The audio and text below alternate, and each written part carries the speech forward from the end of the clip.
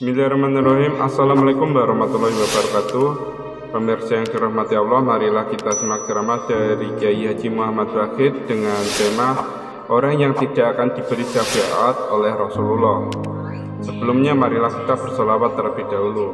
Allahumma sholli ala Sayyidina Muhammad wa ala ali Sayyidina Muhammad. Selamat menyaksikan. Rasulullah menyatakan bahwa tiap-tiap nabi yang diutus oleh Allah Subhanahu wa Ta'ala ada mempunyai doa yang mustajab. Tiap-tiap nabi itu ada punya doa pemungkas, dan para nabi-nabi dahulu telah menggunakan di dalam dunia doa-doa mustajabah itu. Sedangkan aku, ujar Nabi, menyimpan doa mustajabah itu untuk aku gunakan nanti di akhirat, memberikan syafaat kepada umatku. Jadi Nabi kita SAW tidak menggunakan doa khusus yang mustajab itu di alam dunia. Bagaimanapun kesulitan-kesulitan yang dihadapi oleh Nabi SAW, beliau tidak menggunakan doa itu, karena beliau sengaja menyimpan doa mustajabah itu untuk umatnya di akhirat, agar umat Nabi Muhammad ini mendapat keselamatan di akhirat nanti berupa syafaat beliau. Nah, hadirin hadirat yang dimuliakan Allah. Nah, oleh karena itu di padang mahsyar begitu kita dikumpulkan oleh Allah Subhanahu wa Ta'ala dengan huru-hara yang sangat dahsyat, nabi-nabi semuanya kada mampu memberikan syafaat. Nabi Adam, Nabi Nuh, Nabi Ibrahim, Nabi Musa, Nabi Isa, semuanya tidak bisa memberikan syafaat kepada seluruh manusia yang kesusahan pada hari itu. Nah, disitulah Nabi kita mulai menggunakan doa mustajabahnya, sehingga pada hari akhirat itu Nabi kita lah satu-satunya nabi, satu-satunya manusia yang bisa memberikan bantuan syafaat kepada orang lain, karena ada doa mustajabah yang beliau simpan yang tidak pernah beliau pakai selama dalam dunia ini. Nah, hadirin hadirat yang dimuliakan Allah. Waqala Nabi sallallahu alaihi wasallam, Nabi bersabda lagi, syafaati li ahlil kabair min ummati. Syafaatku itu, ujar Nabi kita, untuk orang-orang yang punya dosa besar daripada umat-umatku. Orang-orang yang punya dosa besar, yang mestinya masuk ke dalam neraka, diberi syafaat oleh Nabi sehingga dia selamat dari api neraka dan dimasukkan ke dalam surga. Jadi syafaat Nabi bukan hanya untuk kita yang melakukan dosa-dosa kecil, tapi umat Nabi kita yang berbuat dosa-dosa besar pun akan bisa menerima syafaat, bantuan, pertolongan dari Nabi Sallallahu Alaihi Wasallam. Hadirin hadirat yang dimuliakan Allah. Namun dijelaskan pula dalam Al-Quran dan di dalam hadis-hadis yang lain, ada beberapa orang kelompok yang mereka ini tidak dapat syafaat Nabi Sallallahu Alaihi Wasallam.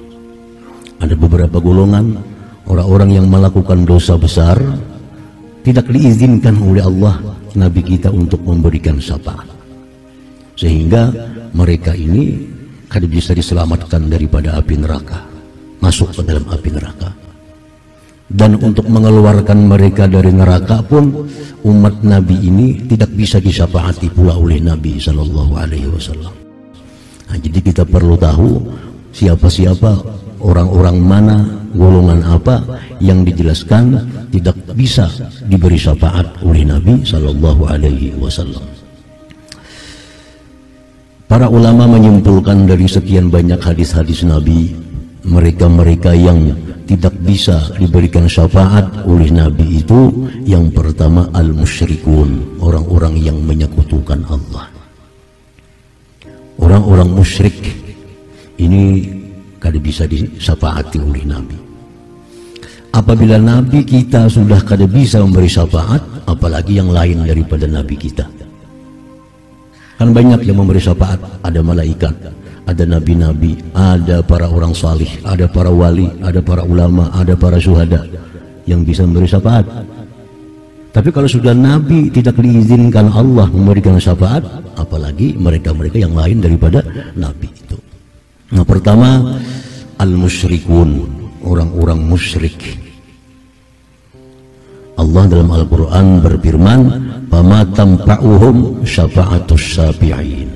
Tidak ada guna syafaat orang yang memberi syafaat terhadap orang-orang musyrik itu, orang-orang yang menyekutukan Allah Subhanahu wa ta'ala. Orang-orang musyrik ini jangan kita anggap penyembah berhala. Orang-orang musyrik ini jangan kita anggap hanya penyembah matahari bulan. Orang disebut musyrik menyekutukan Allah adalah orang-orang yang mengiktikadkan di dalam hatinya ada selain Allah yang mempunyai sifat seperti sifat Allah, disebut musyrik. Dalam hati kita mengiktikadkan ada selain Allah yang bisa memberikan bekas kepada kita. Itu sudah masuk golongan musyrikin. Misal, yang bisa mematikan itu hanya Allah. Tidak ada yang lain bisa mematikan, itu hanya Allah. Ini i'tikad Ahlus Sunnah wal Jamaah. Yang bisa mematikan yang hidup hanya Allah, dengan namanya Al-Mumit. Yang bisa menghidupkan yang mati hanya Allah, namanya Al-Muhyi. Dalam Asmaul Husna, Al-Muhyi, Al-Mumit. Al-Muhyi yang maha menghidupkan. Yang bisa menghidupkan yang mati itu hanya Allah. Kalau hati kita ada i'tikad, i'tikad itu artinya keyakinan bulat. I'tikad, ada yang bisa menghidupkan selain Allah, berarti kita sudah musyrik. Walaupun tiap hari kita ke masjid, tiap hari kita baca Quran, tiap hari kita baca sholawat, tapi i'tikad dalam hati kita ada selain Allah yang bisa menghidupkan yang mati. Kita sudah memakaikan sifat Allah kepada selain Allah, itu namanya musyrik. Nah, Al-Mumit yang maha mematikan, artinya apa? Yang bisa mematikan yang hidup itu hanya Allah. Tidak ada satupun yang bisa mematikan yang hidup kecuali Allah. Itu mesti jadi i'tikad hati kita, keyakinan bulat kita. Kalau ada i'tikad dalam hati, ada sesuatu, ada seseorang yang bisa menghidupkan yang mati selain Allah, berarti syirik. Berarti kita musyrik. Jadi jangan kita kira yang musyrik itu hanya penyembah berhala. Bisa saja orangnya bersurban tapi musyrik. Bisa saja orangnya baju takwa tapi musyrik. Karena i'tikad dalam hatinya demikian. Asy-Syafi, nama Allah yang maha menyembuhkan. Artinya apa? Tidak ada yang bisa menyembuhkan orang sakit selain Allah. Tidak ada yang bisa menyembuhkan yang sakit selain Allah. Itu i'tikad dalam hati kita, keyakinan bulat dalam hati kita. Nah, sekarang kita mengiktikadkan bahwa ada selain Allah yang bisa menyembuhkan orang sakit, berarti kita sudah menyekutukan Allah. Kita musyrik. Kita mengiktikadkan, meyakini bulat di hati bahwa orang ini bisa menyembuhkan orang sakit selain Allah, berarti kita musyrikin. Kita orang yang musyrik. Nah, bila demikian halnya kita sampai mati, maka di akhirat kelak kita kada akan dapat syafaat Nabi Muhammad sallallahu alaihi wasallam, karena kita tergolong orang yang musyrikin. Hadirin hadirat yang dimuliakan Allah. Yang kedua, yang tidak dapat syafaat Nabi di hari kiamat itu al-mukadzibun bisyafa'ah, orang-orang yang mendustakan syafaat. Ini dalam dunia ini sudah mendustakan ada syafaat. Ini kada percaya di akhirat itu ada syafaat. Nah, orang ini kada akan bakal dapat syafaat Nabi sallallahu alaihi wasallam. Rasulullah sallallahu alaihi wasallam bersabda, "Man kadzdzaba bisyafa'ah falaysa lahu fiha nasib." Orang yang mendustakan dengan syafaat, maka dia tidak dapat bagian dari syafaat. Memang ada kelompok, ada golongan yang mendustakan syafaat, yang tidak percaya dengan adanya syafaat pada hari kiamat itu. Nah, ini bakal masuk neraka karena dosa-dosanya itu kada ada yang bisa menolonginya, kada ada yang bisa membantuinya, kada ada bisa yang menguruskannya, memudahkannya di akhirat. Karena dalam dunianya sudah kada percaya dengan adanya syafaat itu. Yang ketiga, Rasulullah mengatakan orang yang tidak dapat syafaatku pada hari kiamat itu al-imamuz zalum, pemimpin yang zalim. Pemimpin yang zalim. Pemimpin di sini bisa kita artikan pemerintah yang zalim. Kalau dahulu itu raja itu sorangan, raja sorangan, semuaan itu di tangan raja. Urusan itu raja, urusan ini semuaan raja, makanya disebut imam, satu orang. Nah, kalau sekarang sudah sistemnya kada sistem imam lagi, sistem pemerintahan, maka artinya pun berpindah menjadi pemerintahan yang zalim. Pemerintahan yang zalim berarti pemerintah itu kada musaiku. Banyak orang-orang yang termasuk dalam pemerintah yang zalim ini, kalau matinya kada tobat kepada Allah, dia di akhirat kada akan bisa terjangkau syafaat Nabi. Kalau di negeri kita ini yang namanya imam itu ada legislatif, anggota DPR, ini imam karena mereka yang mengatur perundang-undangan, mereka yang mengatur anggaran. Nah, ini imam. Ada yang namanya eksekutif, nah ini bubuhan gubernur, bupati, presiden, menteri-menteri, ini eksekutif, ini pengguna anggaran.